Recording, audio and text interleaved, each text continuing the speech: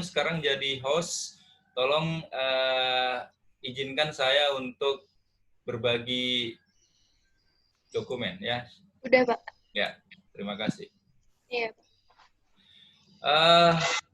Baik, anak-anak sekalian, hari ini kita akan melanjutkan untuk materi fisika kita. Kalau kemarin kita sudah membahas soal terkait dengan gaya Coulomb, ya kan, bahkan sampai soal-soal yang tingkat tinggi. Kemudian saya menyisakan soal untuk kalian kerjakan di rumah. Nah, hari ini kita akan belajar tentang medan listrik. Nah, tentu yang jadi pertanyaan kita pertama kali, apa sih yang dimaksud dengan medan listrik? Nah, maka anak-anak sekalian, kalau kita lihat dari asal katanya, ini kan medan nih. Ya, medan itu artinya daerah. Ketika kita ngomongin medan tempur atau medan perang dan lain-lain itu artinya daerah. Maka kalau kita bicara tentang medan listrik, maka medan listrik tidak lain adalah daerah di sekitar benda bermuatan listrik yang masih terpengaruhi gaya listrik oleh benda tersebut. Sebagai contoh misalnya, anggap handphone saya ini sebagai benda bermuatan listrik. Maka di sekitar handphone yang masih terpengaruhi oleh gaya yang disebabkan oleh handphone ini, maka daerah sekitarnya itu namanya medan listrik. Nah, medan listrik ini tidak kasat mata. Dia tidak bisa dilihat dengan mata.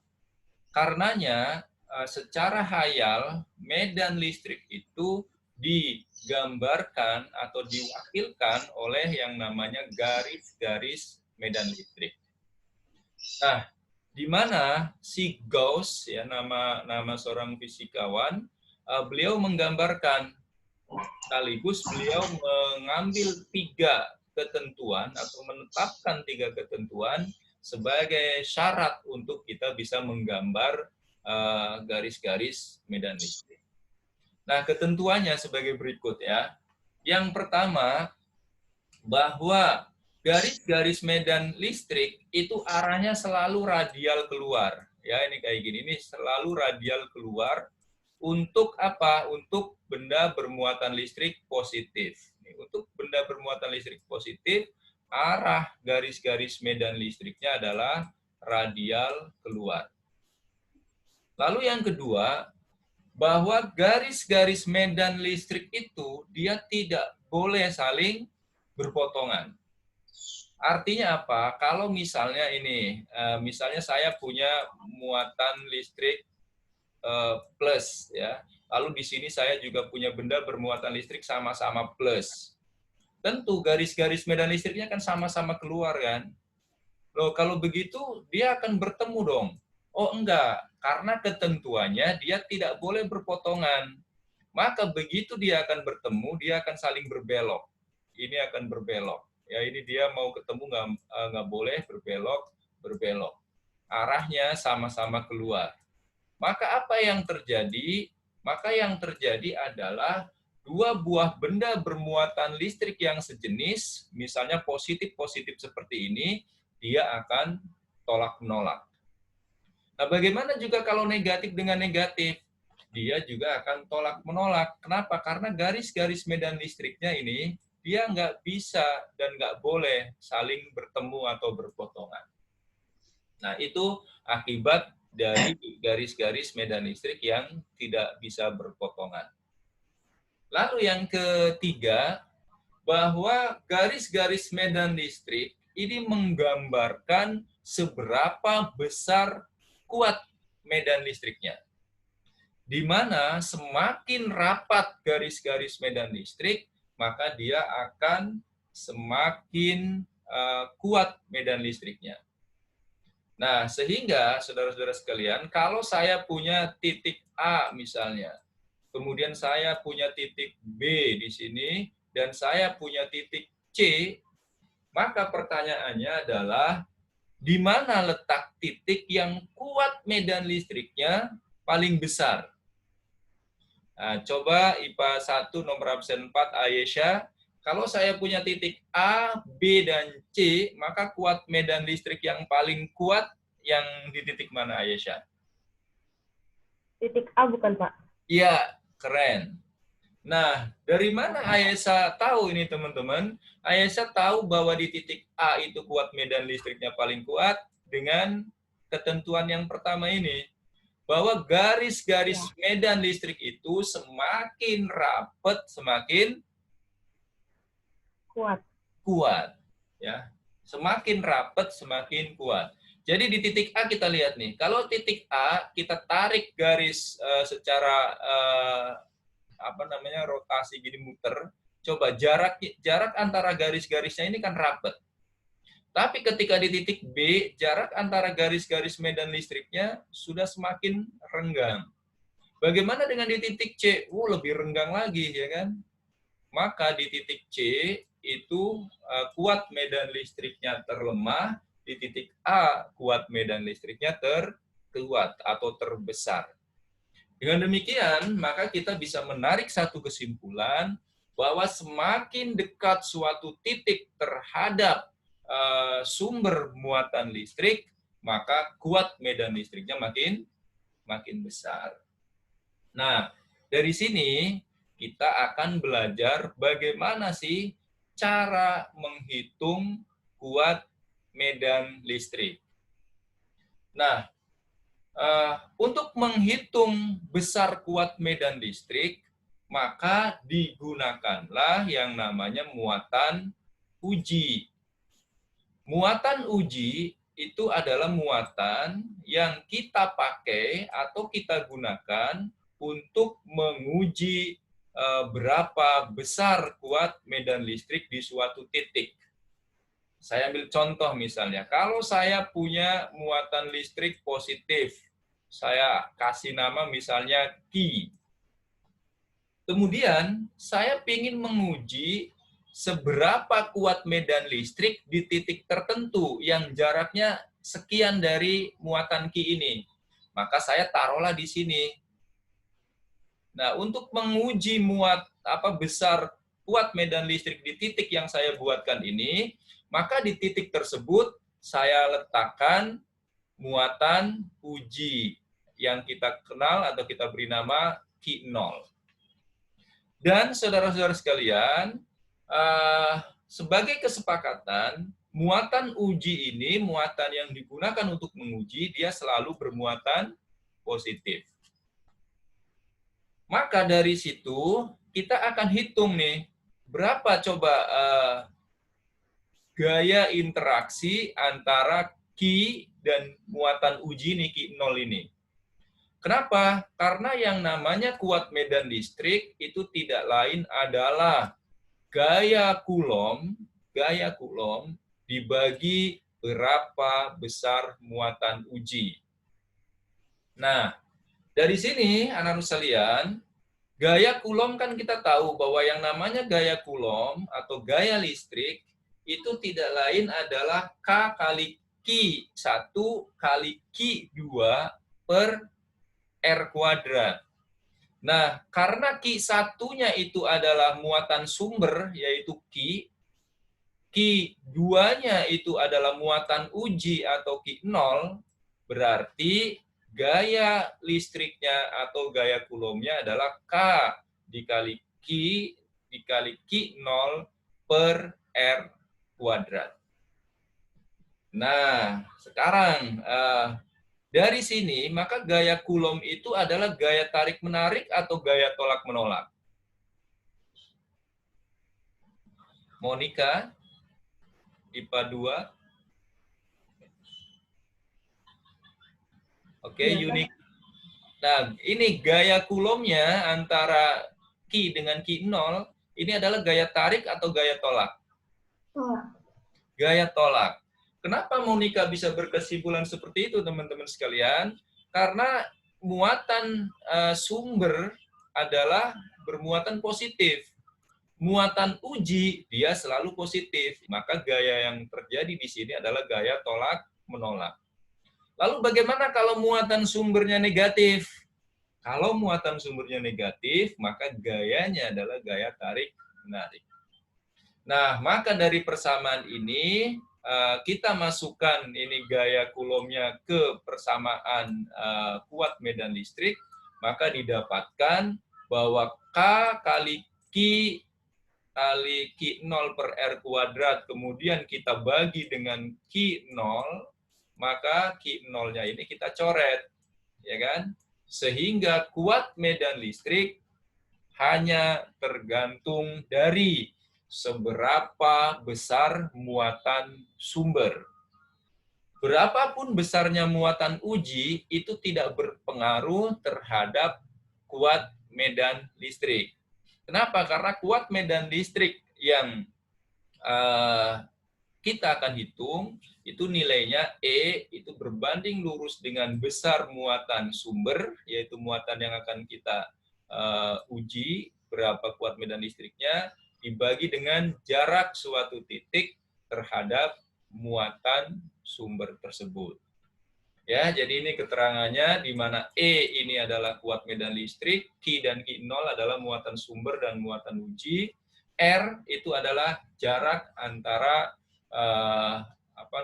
muatan sumber dan muatan uji, sementara K itu adalah konstanta umum ya, yang nilainya 9 kali 10 pangkat 9. Nah, saudara-saudara sekalian, dari sini maka saya ingin menyampaikan ke Anda bahwa kuat medan listrik ini kan dia arahnya bisa keluar, bisa ke dalam. Artinya bahwa kuat medan listrik ini dia adalah besaran vektor. Karena dia besaran vektor, maka untuk menghitung resultan kuat medan listrik, itu kita gunakan aturan-aturan vektor. Maka sama dengan ketika kita belajar gaya Coulomb kemarin, resultan kuat medan listrik akan mengikuti aturan-aturan yang ada pada vektor. Nah, saya ambil contoh nih.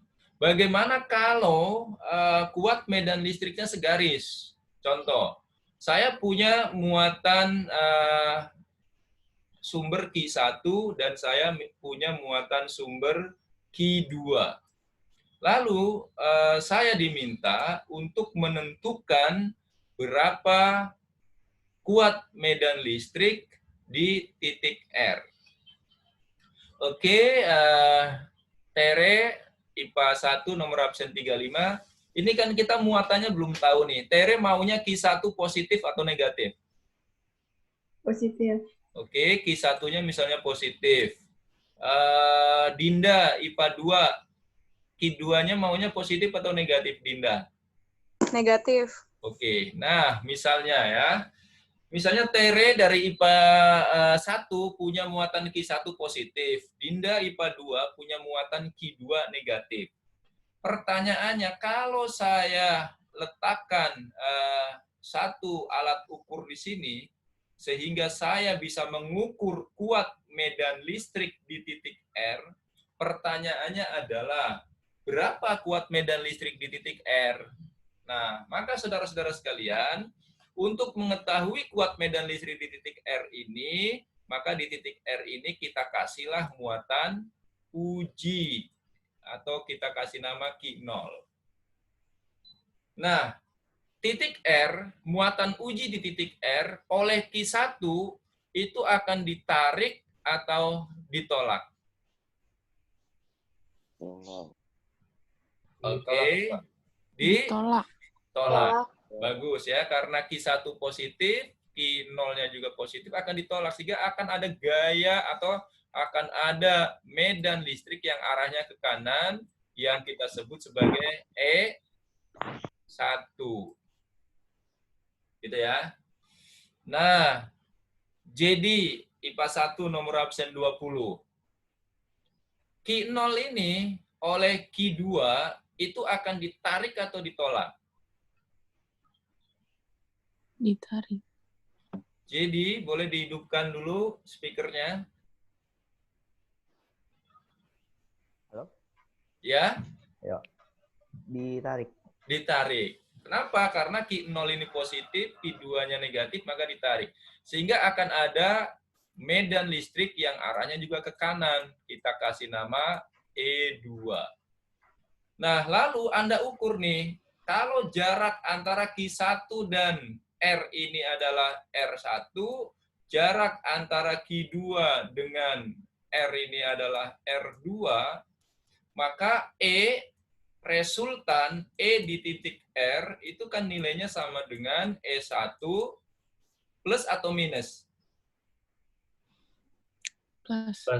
Plus, betul. Kenapa? Karena sama-sama ke kanan, jadi E1 plus E2. Nah, berapa nilai E1-nya? Maka nilai E1-nya ya tidak lain E1 sama dengan K dikali Q1 per R1 kuadrat. Bagaimana dengan nilai E2-nya? E2 ya sama dengan K kali Q2 per R2 kuadrat. 2 kuadrat.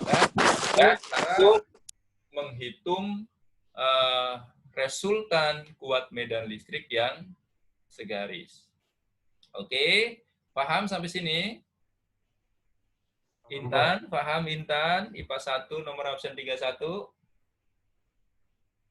Iya, Pak. Oke, terima kasih Intan. Nah, sekarang bagaimana kalau kita diminta untuk menentukan resultan kuat medan listrik yang tidak segaris atau membentuk sudut tertentu? Contoh misalnya, kita diminta untuk menentukan kuat medan listrik di titik R apabila ada Q1 dan Q2 seperti ini. Elizabeth, IPA 1 absen 10, kamu maunya Q1-nya positif atau negatif? Positif. Oke, misalnya Q1-nya positif. Gevira, IPA 2 nomor absen 16, Q2-nya maunya positif atau negatif? Positif. Positif. Oke ya. Nah, berarti sekarang kita punya dua buah muatan sumber yang sama-sama positif. Ya, Q1 dan Q2. Lalu kita diminta untuk menentukan kuat medan listrik di titik R ini. Maka Anda harus mengukur jarak antara Q1 dengan R, juga mengukur jarak antara Q2 dengan R. Antara Q1 dengan R, ini jaraknya misalnya R1, antara Q2 dengan R, jaraknya R2. Nah, lalu di titik R ini, kita letakkan muatan uji. Muatan uji selalu positif, ya kan? Maka di titik R yang saya taruh muatan uji ini, oleh Q1 ditarik atau ditolak? Ditolak, betul ya. Maka akan ada E1 yang arahnya seperti itu. Lalu oleh Q2, karena sama-sama positif, dia juga ditolak. Sini kan. Akan ada E2 yang arahnya seperti itu. Nah, kalau kita sudah tahu E1 dan E2-nya seperti apa, maka E resultan, kuat medan listrik resultannya adalah kita gunakan aturan vektor. Gambar vektor resultannya dengan menggunakan aturan jajaran genjang. Dari kepala E2 ini kita tarik garis yang sejajar dengan E1. Lalu dari kepala vektor E1 kita tarik garis yang sejajar E2, ketemu titik di sini. Nah, inilah E resultannya di sini, atau ER. Nah, maka dari sini menentukan nilai ER, Anda ingat aturan vektor yang membentuk sudut theta, misalnya mengambil sudut theta.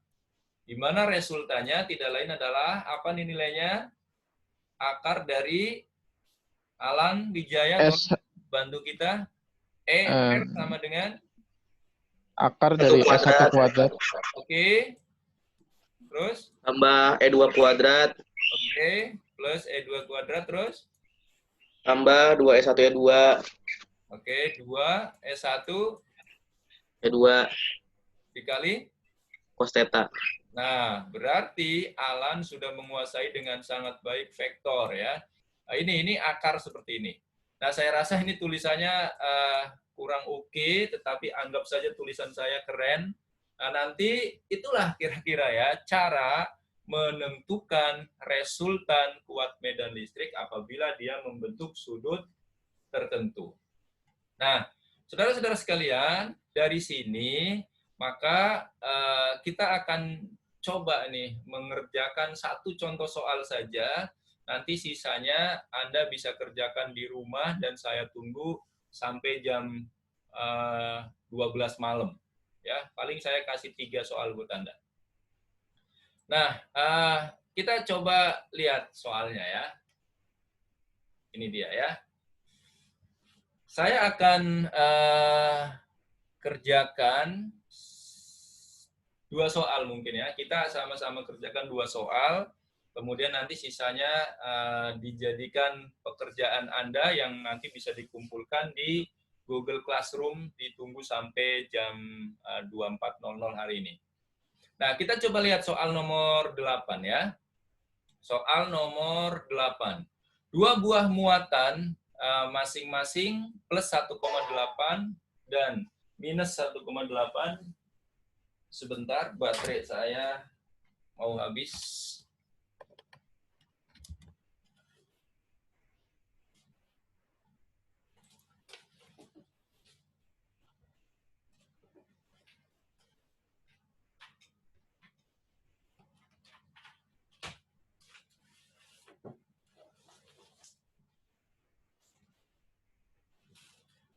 Sorry, lupa nyolok listrik ya. Nah, nomor 8 nih, 2 buah muatan masing-masing plus dan minus yang nilainya sama. Terpisah sejauh 60 cm, kita diminta untuk menentukan besar dan arah medan listrik yang ada di tengah-tengah. Maka kalau ada soal seperti ini, langkah pertama Anda harus gambarkan muatannya ya. Jadi Q1 positif, Q2 negatif, lalu kita diminta menentukan kuat medan listrik di tengah-tengah. Maka di sini kita letakkan muatan uji atau Q0. Nah, di tengah-tengah ini karena kita berikan muatan positif, maka oleh Q1 ditarik atau ditolak? Ditolak, maka akan ada kuat medan listrik E1 yang arahnya ke kanan. Lalu karena Q2 ini adalah negatif, maka Q0 oleh Q2 ditarik atau ditolak? Ditarik. Ditarik. Ya, berarti akan ada kuat medan listrik ke kanan. Nah, kita lihat nih, ternyata arah vektornya ini sama-sama ke kanan. Nah, karena sama-sama ke kanan, maka E resultannya kita tinggal jumlahkan. Bahwa E resultan sama dengan E1 plus E2. Lalu kita masukkan harga E1, kita masukkan harga E2. Kalau sudah dapat E1 berapa, E2 berapa, masukkanlah ke rumus resultan dari kuat medan listrik yang diminta tersebut. Jadi E resultan adalah E1 ditambah dengan E2.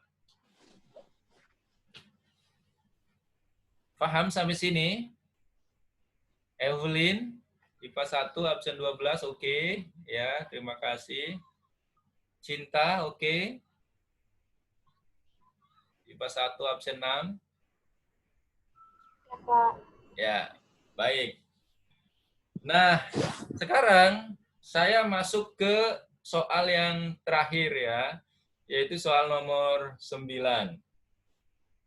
2 buah muatan listrik masing-masing plus Q dan minus Q terpisah sejauh 1 desimeter satu dengan yang lain. Di manakah letak suatu titik yang kuat medan listriknya sama dengan 0? Nah, saya rasa ini sudah biasa ya kan? Jadi ada 2 buah muatan, satunya plus 4, kemudian satunya lagi adalah minus 1, dia terpisah pada jarak 10 cm misalnya, atau 1 desimeter. Nah, yang ditanyakan adalah di manakah letak suatu titik yang kuat medan listriknya sama dengan 0. Maka saya tanya nih untuk kalian nih, apakah di wilayah A yang kuat medan listriknya 0, ataukah di wilayah B, ataukah di wilayah C?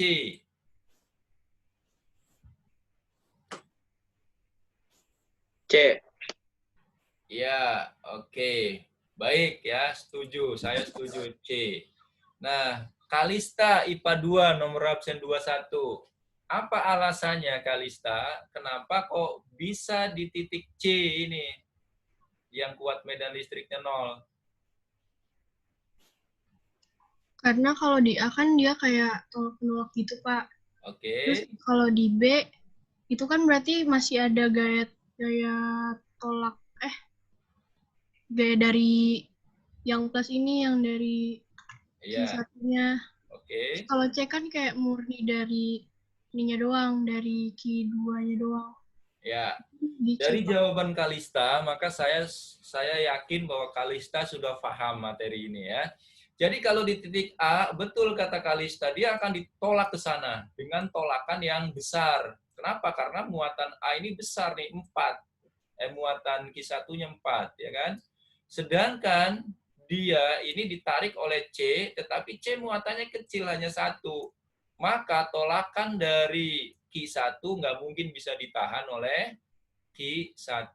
Maka di sini nggak mungkin. Tepat sekali Kalista. Kalau di titik B, kata Kalista, ini kan muatan positif kan. Oleh Q1 dia ditolak ke kanan. Oleh Q2 dia akan ditarik ke kanan. Ada yang nolak, ada yang narik, maka tidak mungkin 0. Jadi betul yang memungkinkan 0 adalah di titik C. Kenapa di titik C ini oleh Q1 dia ditolak, ya kan? Jaraknya jauh. Iya, jaraknya jauh, tapi muatan yang menolaknya gede. Sehingga tolakannya memungkinkan untuk bisa sebanding dengan tarikan oleh Q2. Maka ketika E1 sama dengan E2, disitulah kuat medan listrik bisa sama dengan 0. Ya. Jadi konsepnya di situ. Ya, jadi dari jawaban teman-teman Anda, saya semakin yakin bahwa materi ini Anda sudah pelajari dari berbagai sumber, sehingga saya tidak harus panjang lebar untuk menjelaskan. Baik, Kendrick, Andriza, Asyam, dan teman-teman semua, saya rasa untuk hari ini saja inti yang saya berikan kepada Anda. Nah, sisanya ada soal nomor 10, 11, dan 12, 3 soal. Tolong kalian kerjakan ya di buku atau di kertas, lalu nanti difoto ya dengan handphone saja. Syukur-syukur punya cam scanner, kalau enggak foto aja pakai handphone, lalu nanti dikirim filenya ke Google Classroom. Nah, rumahnya nih belum saya bikin nih. Nanti setelah saya tutup ini, Anda mengerjakan soalnya, saya buatkan rumahnya untuk Anda mengupload jawabannya. Nah, mengingat mungkin koneksinya saya nggak yakin Anda apakah koneksinya bagus semua. Kalau bagus semua, syukur. Kalau Anda terkendala, maka tugas ini saya tunggu sampai jam 12 malam nanti. Ya. Kalau yang belum sampai jam 12 malam, saya anggap tidak mengumpulkan tugas. Nah, ini untuk gambaran ya, untuk memotivasi kalian. Di kelas-kelas sebelumnya, mereka semuanya selalu mengumpulkan tugas, karena tugas itu bukan buat saya, tapi tugas itu adalah buat Anda untuk mengevaluasi sejauh mana